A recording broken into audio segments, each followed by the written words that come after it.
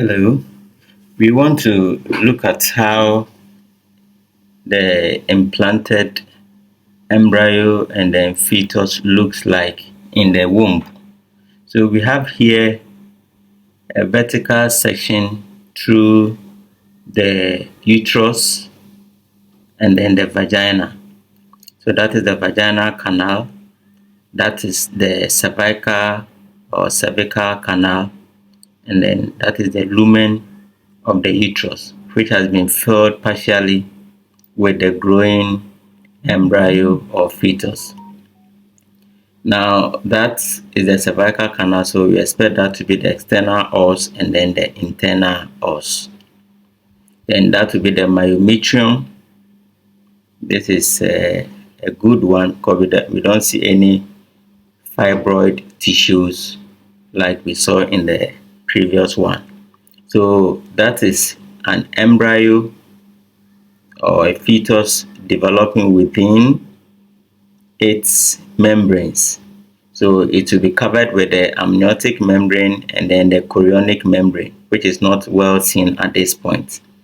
But the portion here, which is still attached without any lumen, it is attached to the myometrium, is known as the deciduum basalis, and that is where the placenta will be formed.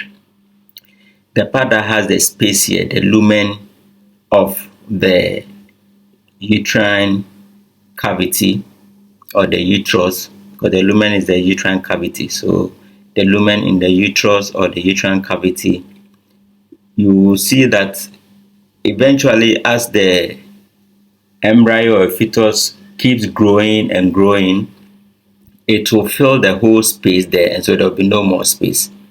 So at this point, the superficial layer of the embryo here is known as the deciduum capsularis, and then the portion here is the deciduum parietalis.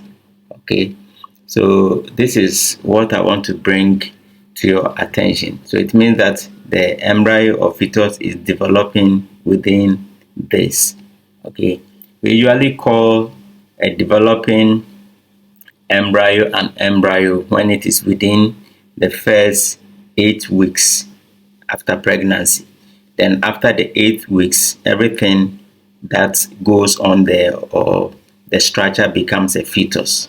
Okay, so that is the difference between an embryo and then a fetus.